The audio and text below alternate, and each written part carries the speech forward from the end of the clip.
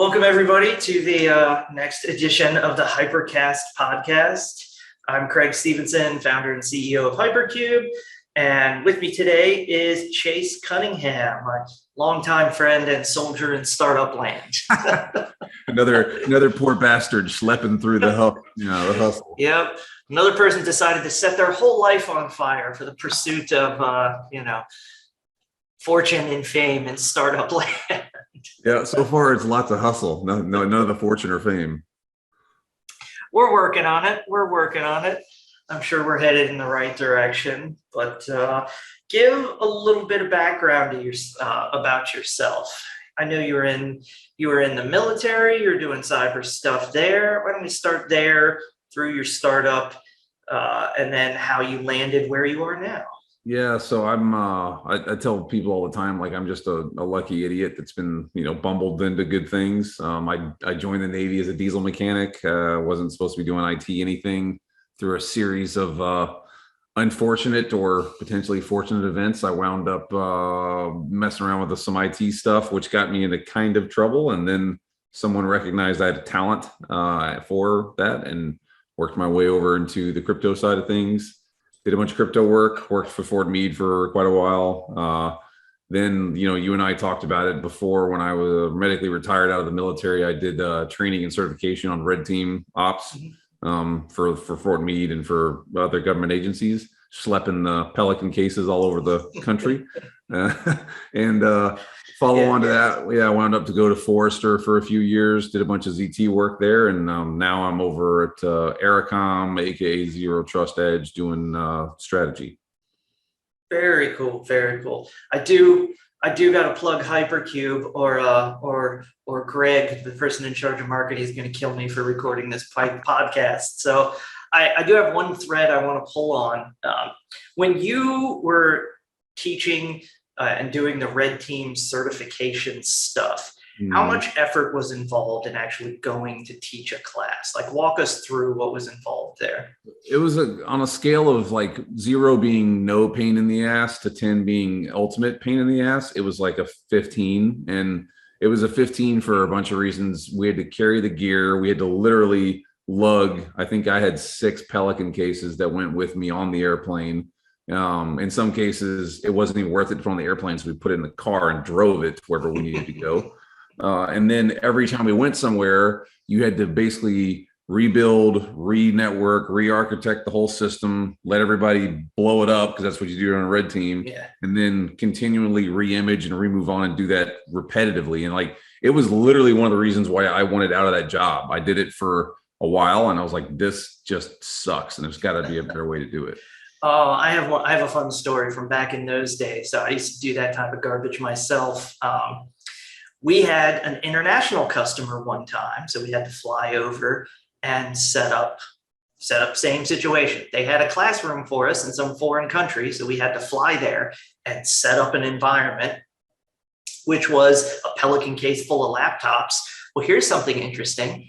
They won't ship a bunch of laptops with the batteries in them.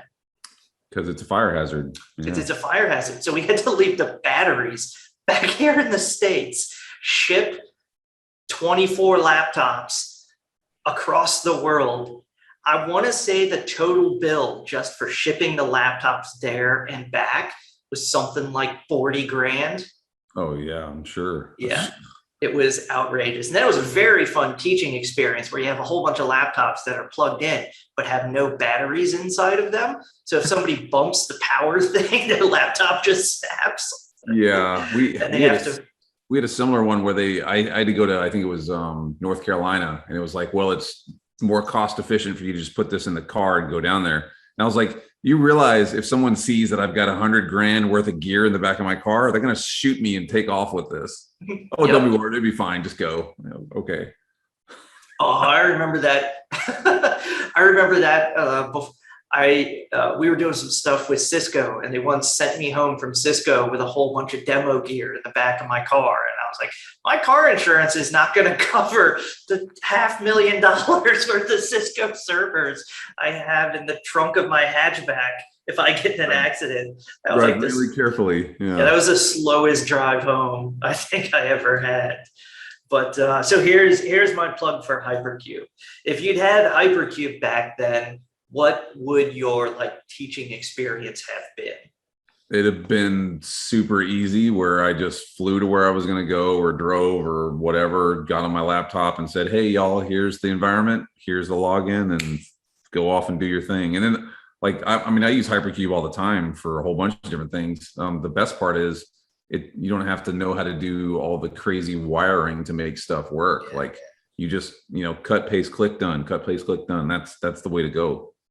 Yep. And last but not least, since you and I have both set up these educational programs for enterprises and things before, if you're a university who wants to start up a cybersecurity program today, let's run through all the different stuff you would have to build and compare it to HyperCube. So step number one, you have to build basically a data center.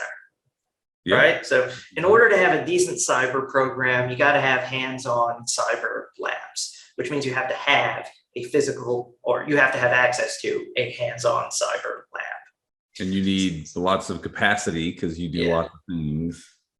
So let's say that's one rack of gear with maybe 4 servers in it.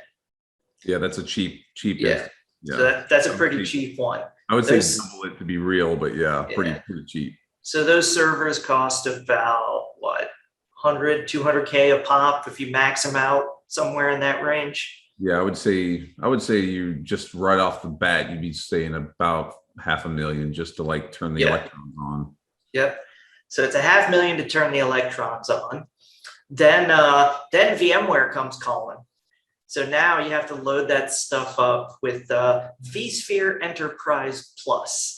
Yeah. So if you've got 8 servers and each one of those servers has 2 CPUs in it or 2 sockets, VMware charges you by the socket about 10 grand a socket. Yep. So you're adding another, let's just call it 100 Gs, right? Yeah. So there's another 100 Gs. Now you've got computers and you've got VMware on top of it. What I didn't mention was storage. So if you want all these computers to be able to share VMs back and forth, now you have to call up NetApp. NetApp doesn't pick up the phone for less than probably $500,000. Yeah, they would probably get pissed if it was a $250,000 call. Yeah. This is a waste of my time. So let's just say you could probably build a pretty decent kickoff data center for $1 million, fill it full of all the gear and the software and turn it on. Yeah, I would $1 million and at least, let's say 90 days worth of time to get it cooking and I would say at least, because I've tried to order actual hardware before and that crap takes forever. And then it shows up and I'm like, oh, we didn't ship the dingle dangle, so you can't plug it in because it's proprietary and you can only get them from this vendor. Yeah. So that means you can't rack any of your servers because you forgot to order server rails, which cost $200.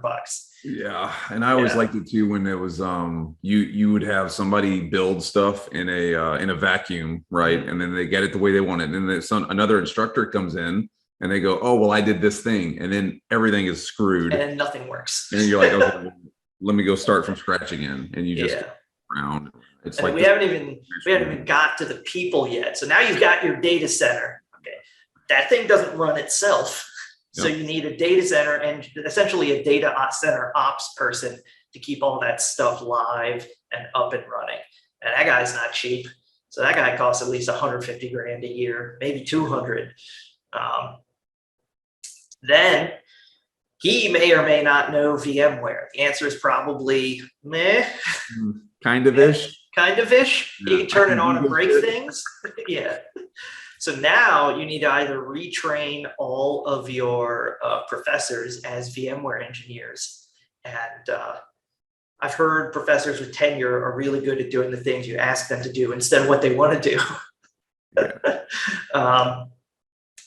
So you need a VMware guy to keep that thing running. So that guy costs another 150K a year.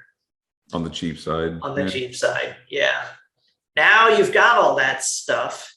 And your students show up and you tell them to log into VMware. So then you spend the next 2 months teaching your students how to use VMware instead of how to actually do anything and start learning stuff. So all in, this may be a high estimate, but all in, you could definitely do it for a year one cost of 150K, 1.5 million, sorry. Yeah, I was gonna say you're off by yeah. So 1.5 million gets you started in year one, and then in years 2, 3, and 4 after that, you're probably looking at between 350 and 400K a year in salaries for the people who run the data center. And then, oh, by the way, electricity is not free. And I don't know if you know this, but a server uses up like sometimes on the order of dollars of electricity an hour. Yep. Yeah. And then you get the cost of, well, it's not necessarily a dollar for dollar cost, but you have the cost of care and feeding of the beast as students do what students do and wreck things. Yep. Students are going to break things. Somebody had to build the labs the first time, and then students are going to break them. So somebody's got to go in and rebuild them. And I only go into all that because it makes the turnkey HyperCube solution a lot more attractive. Yeah, I mean, if you were doing the stuff with HyperCube, you're talking, do you have internet and can you log in like and you're done? And that's it. Yeah. Well, I mean, that's the difference between where we used to have, if you wanted servers and stuff, you had to lug crap all over the place. AWS fixed that, Azure fixed that. You're doing the same thing. Yep, we're fighting the good fight. But now let's dig into the cool stuff you're working on, because you showed me a demo the other day that straight up blew my mind. So let's start from, what is ZTEdge and browser isolation? Did I get the words right? Yeah. So, well, ZTEdge is what I like to think of as the stack for zero trust, but it's built specifically for small and mid-sized enterprises. And there's a couple of reasons for that. Number one, they're faster to get stuff put in place. Number two, they usually have got more control capability for people as far as being able to do stuff at that scale. It's not, 100,000 employees, it's 1,000 or 2,500.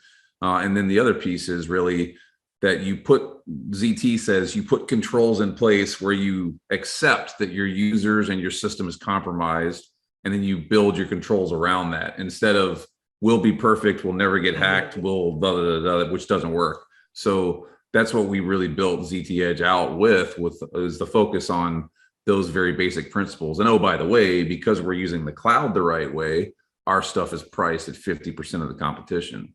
Yeah. So I'm right there with you. Honestly, large enterprises should do this too. They're just not as good at it. Assume this computer has been hacked, and then just make sure he can't get to anything. I mean, that's what isolation is. It's everybody's, when I do workshops, they're like, well, what about isolation and whatever else? I'm like, you've heard of COVID. We've been isolating for the last 2 years. Like, you're just doing it in digital space. So it's not that you can't do it. It just requires an effort and focus. Yep. And then the really cool thing you showed me was the ability to live filter access to data. Let me back up a second. Zero trust is all about protecting data. Ultimately, right? At the end of so the day. So if you start with the data, what you'd love to do is control who take an individual. Once you've authenticated that this person is who they say they are, when they try to access data, only let them access the data that they're supposed to have. Yeah. So if we take that position, right, of a lot of small and mid-sized businesses, they use a HubSpot, they use a CRM, they use a Salesforce, and those have data that is of value to them, which if a bad guy got to it, could be, used for other purposes. You got phone numbers, you got email addresses, you got PII data in there. So if we take that that's a valuable asset, let's apply ZT to it and say, Craig should only have access to this resource with these things in place. And even if Craig has done all that, he only needs to see these pieces of data to do his job. Everything else is removed, so that even if Craig was owned, like somebody is you on an unauthenticated machine, they still only get access to a limited section of data that therefore reduces my risk. Yep. And it sounds like, no, that's not possible. Like, yeah, it's very possible. I can do it right now. Like today, it's the APIs and things are there. It's done. Yeah. Is there any way you can show that demo that you showed me the other day Yeah, let me see if I can get it to come up. of like filtering the data? That was the mind blowing part to me because I know how hard that is. Yeah, it's not easy to do, especially to do it at scale. Make sure I've got the, because I was actually playing around with some of the events and stuff today. Let's see, there's that. And I mean, the other thing is like, we integrated with partners from Nullify to make this work. So the point being, like everyone also in the world of ZT is talking about, data integrity and how do you do it with APIs and partners? Well, I mean, that's, how we've tied this stuff together. Where's my login going here? All right, cool. So let's see if I can show this. Share screen, share. All right, so you should be looking at my console. Yep. All right, so you have to put yourself in a sort of mindset of like, this is the admin side of ZTEdge. Let's say I've already taken care of all the other stuff for my company. Like I've set up, secure log back in again, because that's what I have to do because I'm zero trusty. So like, I've already set up all my firewall stuff. I've got all my firewall settings configured. I've got all my private application policies, which users can talk to what, where. And I mean, I can even go down to the level of like saying, if I look at a user, like, I don't know, my user, Bruce Wayne, how long do I let him access it for how many days? And I can cut him off at a certain date and time. But then I get all the way down to the data side of it. And at the data security thing, I go, okay, well, there's another piece. Let's write a rule for pick an app. Let's say, like right now, I've got a few of them connected HubSpot. Let's do Salesforce and Redash. Okay, I've got those. I'm going to write a rule, right now for, actually, I'm going to go back and change that rule. So like my CEO, everyone talks about CEOs. They're always saying my CEO is a threat. My CEO for Salesforce only needs access to, I don't know, a very few basic things. So let me get rid of some of the crap that I don't think he needs. Phone number, he shouldn't see people's phone number. He should see their email address, but only the last 4 characters. And he should see, I don't know, the address or not see the address. But he needs to see the zip code, right? So we'll just say that that's the rule set. So now in Salesforce, I didn't do anything else. I just changed the configuration and applied the rule. Like now when he's in Salesforce, if I'm that user, all that he's going to see is the data that he's supposed to see. Everything else is redacted. So like you can see, Andy Young is there, the account name, the email address. I've gotten rid of everything but the domain. I've taken away the phone number, and then I've left the last bit of the stuff you need for the account, the billing side. I can do the same thing if I want to go back and add and edit the rule. And I go, okay, well, he actually needs to see everything for the alias, like for the address, but he shouldn't see, I don't know, let's pick another piece of, he shouldn't see their birth date because that's PII. So, let's just get rid of date of birth, and I'm going to fully obfuscate that and apply it. Now that rule is there. So you can see, I'm going to get rid of birth date essentially and do that dynamically. And so the user, like nothing's affected on the user side, but even if they go to look at the actual account itself, when they get in there, you can see that stuff is still redacted. It's still been pulled out. And I can do that on the developer side as well. If you're writing an app. And just to be 100% certain, this is all fake data that we're looking at, right? Yeah, this is all nothing real here. So we're not, okay. Yeah. So if I'm doing the other issue that people talk about is developers. So if I do like a select all from, users in, let's say, United States, and if I go look at my rules over here for Redash, like if I had developers, bad developers are a risk and only need emails for development. So I've said that they can see the last 4 characters of an email, fully obfuscate the phone number, and then give fake information for the address. When I execute the query, like it's going to parse all that data out. So you can see it parsed all out here. and it does it all the way down to the packet level. So it's a pretty simple way to do things. I don't know if I got the rule exactly right. Phone number, okay, address. Yeah. So the other piece that's kind of slick is because I see this stuff in here, I also have a full audit log. So I know who's been doing what with my data. So like the point being, tying in some of those DLP data security sort of things and making it where you can apply that across the entirety of the life cycle. And yeah, like I like to point out to people when I'm doing the demos, I didn't do anything on the user's machine. The agent's running, so I have that control. They just do what they're going to do. And then they, if what you really want is they would come back and go, well, hey man, like, wait, I need access to this for work. Okay, cool. Click, turn it on. Rather than here's everything, you have it by default. Man, this stuff is slick. It's easy. Like this is not, that's why like it drives me nuts when people are like, this is so super hard. Like, no, and I can't fix unstructured data. Like if it's a straight up knowledge-based business where like they write blogs and come up with crazy formulas and whatever else, I can't do that for that. But for the structured data, which is a large percentage of applications on the internet, I can do that. Yeah, I mean, even if you just did that, an organization would be so far ahead of the curve.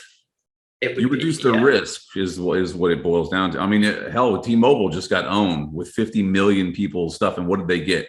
PII, birth dates, all that stuff. I could literally have applied this to that and been done right there. Yeah. And I could go to a bad guy and go, look, here's creds. And they could log in, but they can't see anything that they shouldn't see. Yeah, it stops at literally like the packets they're able to intercept on their computer no longer contain that data because you filtered it out at the edge. Yeah, so it's one of those, and maybe that's the next demo I do is like, I don't know, just I'll go to the Russians and say, look, here, go, go to this resource. Oh, I can't keep track anymore. Are they still the bad guys? I think everybody's the bad guy now. I don't know. Anyone that's not in my home. Fair enough. I feel almost the exact same way. Oh, it's been ridiculous. But what do you have? I know you're speaking at some stuff coming up. What do you have? Let's pretend you're a stand-up comedian. Plug your upcoming shows. Yeah. Well, I was supposed to go speak in Chicago the first week of Chicago the first week of September. I think that's going to be pushed out to December because of Delta. Okay. We're still waiting on that one. But as far as I know, come hell or high water, I'm going to be in Atlanta on the 7th of October for Hacker Halted. I saw, I've been looking into coming down to check that out as well. Yeah, it looks like it should be a good time. I mean, get vaxxed, go down there, do your thing, blah, blah. I mean, I know you're vaxxed, I'm vaxxed, but like, I think, folks should just get the damn shot and go, get back out into the world. Yep. I'm right there with you. All right. Well, anything else you want to plug or we'll, I'll plug something. Go ahead. For what little influence I have, I mean, I'm a huge fan of HyperQube. I think it solves a very particular problem that is massive in nature, and I'm glad to see that you're doing the cool things you're doing. So, for the folks that do listen, like you should be checking out what HyperQube can do and use it. I'm using it for stuff all the time. That means a lot. And also for the folks online, you saw that demo. If your organization cares about security and they don't have that stuff yet, shame on you. I'll give it to you cheap. Also, on another front, my chief revenue officer has convinced me to sign up for a 5K. So I am training for a 5K, and Craig's were not built to run, and I don't recommend it. It's horrible. Well, would you let me know when the 5K is, and I'll be there with you. Awesome. I'll let you know. I've got another month of training so that I can actually run all 5Ks at the same time. This is what we're building up to. We're doing the old couch to 5K program. Also, I thought it might be useful to be able to run from the crowd of, from the horde of zombies that is definitely on its way. What's the first rule from Zombieland? Cardio. Cardio. Rule number 1, cardio. All right, man. Hey, it was awesome catching up, and we'll chat soon. Amen. All right. Talk to you later. That was it. Easy podcast. Cool.